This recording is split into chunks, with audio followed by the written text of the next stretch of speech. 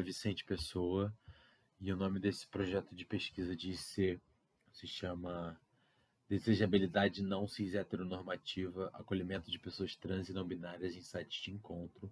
A orientadora é Elizabeth Sarah Lewis, Departamento de Letras, bolsa IC Unirio. A presente pesquisa de IC se insere no âmbito da linguística queer, visto que essa pesquisa é sobre experiências de acolhimento de pessoas trans e ou não binárias em aplicativos de encontro.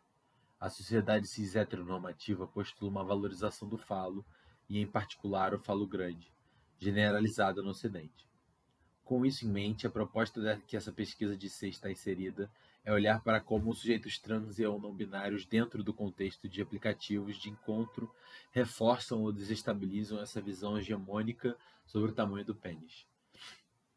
Essa pesquisa se faz necessária a partir do fato que a população trans é particularmente afetada pela matriz cis heteronormativa, dado o postulamento de o quão cedo na vida da pessoa ela é interpelada por atos de fala performativos, que reforçam padrões de comportamento que desrespeitam a subjetividade do indivíduo trans. Além disso, é possível perceber que nos estudos que obtêm corpos de aplicativos de encontro, na maioria das vezes não falam sobre a questão trans e não binária. Para análise de dados da presente pesquisa, foi utilizada a teoria de atos de falas performativos de Butler. Austin divide os enunciados em constativos, que são descritivos ou relativos a um estado de coisa, e performativos, que não são nem falsos nem verdadeiros, mas que possuem um caráter produtivo, ou seja, realizam uma ação. Butler amplia o conceito de atos de fala de Austin. Atos de fala performativos, para Butler, são aqueles que engendram modos de vida, de identidade e de agência sobre a subjetividade do discurso. E, também, que atos de fala que seriam constativos para Austin podem ser performativos. Por exemplo, o ato de fala aparentemente constativo do médico que pariu uma criança ao dizer qual é o sexo do bebê. Os atos de fala performativos para Butler podem tanto subverter quanto reforçar normas. O exemplo do médico que designa um gênero correspondente ao sexo da criança é um ato de fala performativo que reforça a norma, por exemplo.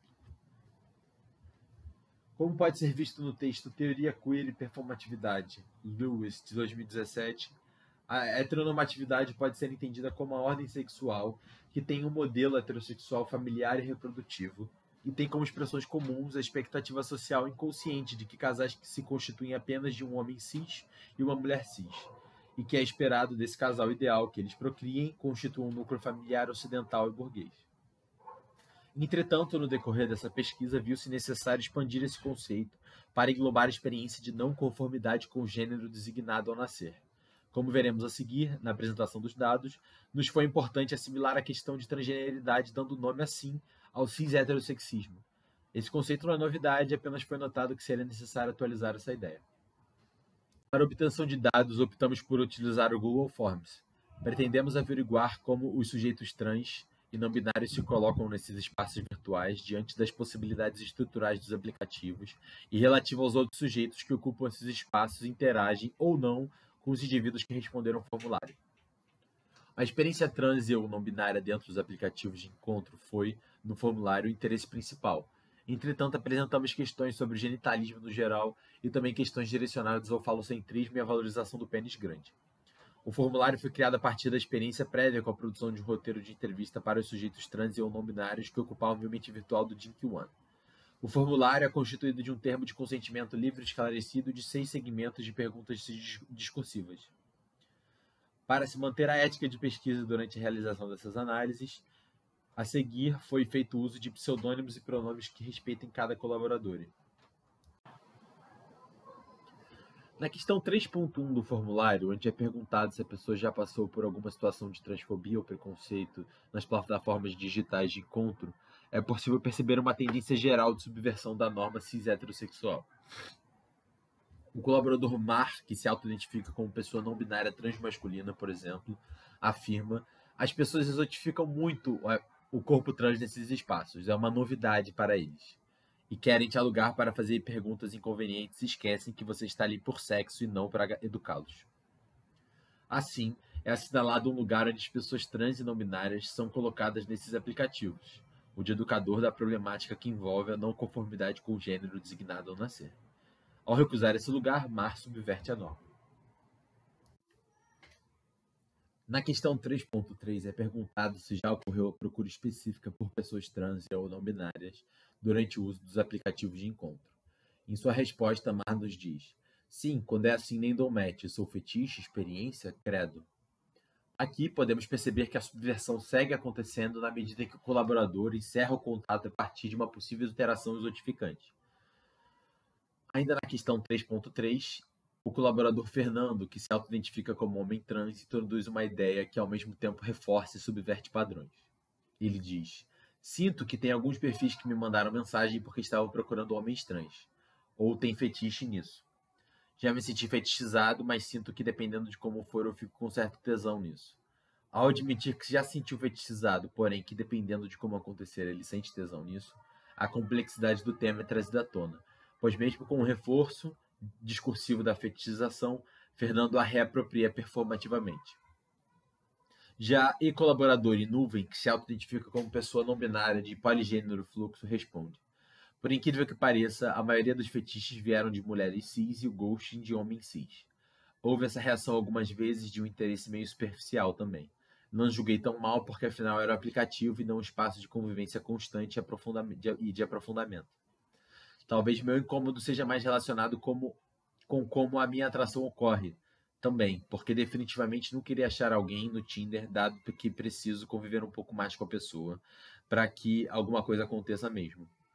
Assim, Nuvem insiste numa divisão binária de gênero quando ao responder a questão 3.3, separa as maneiras como as interações ocorreram entre comportamentos de mulheres cis e de homens cis, embora ao mesmo tempo ele subverta a cis-heteronormatividade ao realizar uma crítica sobre como a atração é produzida em aplicativos de encontro versus encontros face a face.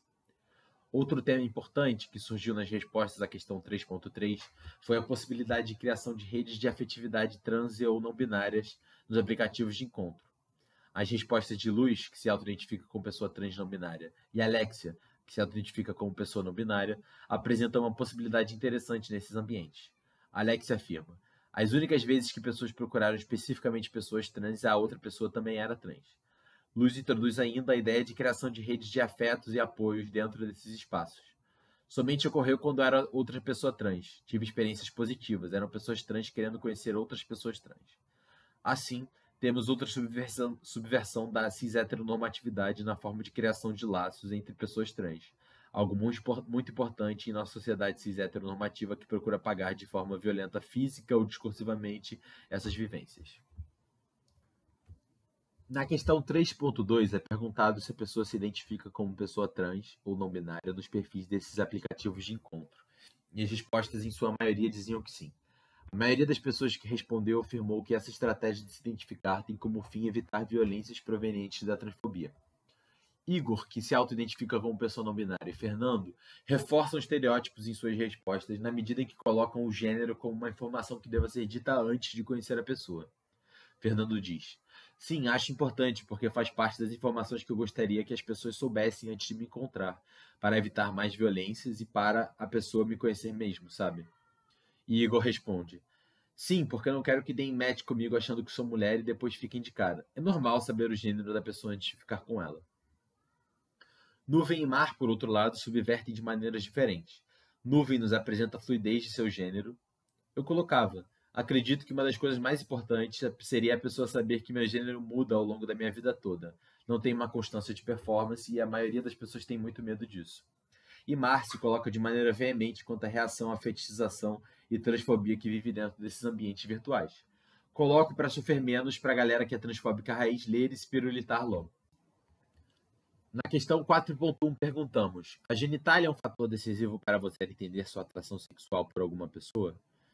Vegas, que se auto-identifica como pessoa não binária, Luz e Mar subvertem de maneira contrasexual, que parte do princípio de que uma possível tecnologia sexual tem como resultado o orgasmo e o desejo sexual, e que engendra certas partes do corpo como sexuais em detrimento de outras. Ao significarem ou as genitálias como outra parte do corpo, ou o corpo como um grande órgão sexual, Luz diz: não, eu transo com qualquer parte do corpo.